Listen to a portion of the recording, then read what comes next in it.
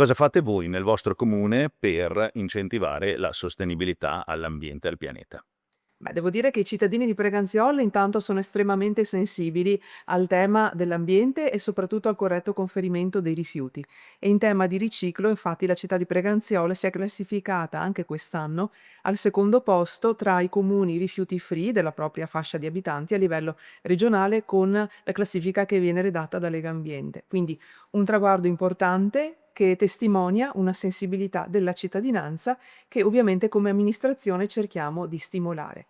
Come? Intanto inducendo quelli che sono i comportamenti virtuosi da parte dei singoli. Quindi stimoliamo le persone a riflettere sull'importanza di utilizzare non delle plastiche monouso, ma dei recipienti, dei contenitori di altro materiale che possano essere riutilizzabili. Questo perché sappiamo che le microplastiche sono pericolose ovviamente non solo per l'ambiente, ma anche per la salute delle persone. Quindi le abitudini individuali importantissime. La possibilità, di, reperire l'acqua e di incentivare anche il consumo di acqua, dell'acquedotto e quindi evitando quelle che sono le, bottigliette monouso. Sappiamo che i comportamenti individuali sono importantissimi, anche quelli più semplici, anche quelli dei bambini.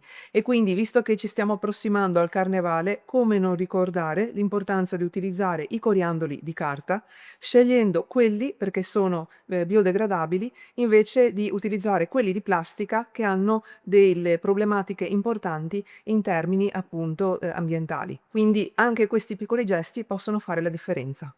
Ecco, i piccoli gesti che fanno la differenza hanno portato voi appunto ai risultati che lei diceva. Quali sono i risultati che voi gli obiettivi che voi vi ponete per il prossimo futuro nel vostro comune? Sicuramente quello di sensibilizzare sempre di più le nuove generazioni.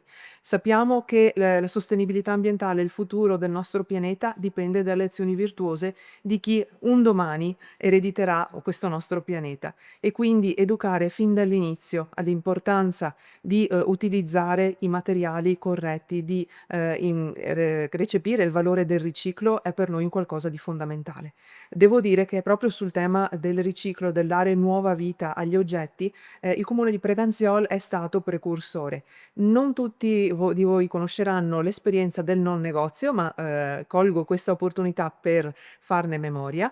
È uno spazio in cui gli oggetti hanno una seconda vita e oggetti in buono stato vengono conferiti con una forma di scambio, quindi senza il passaggio di denaro. Questa esperienza che si trova proprio in centro Preganziol, lungo la via Schiavonia, ha attirato molti volontari e già la collaborazione e la partecipazione di tanti cittadini. Quindi anche dare una seconda vita agli oggetti di tutti i giorni è un modo per disincentivare dal consumo delle plastiche e soprattutto per avere una coscienza ambientale più a lungo spettro.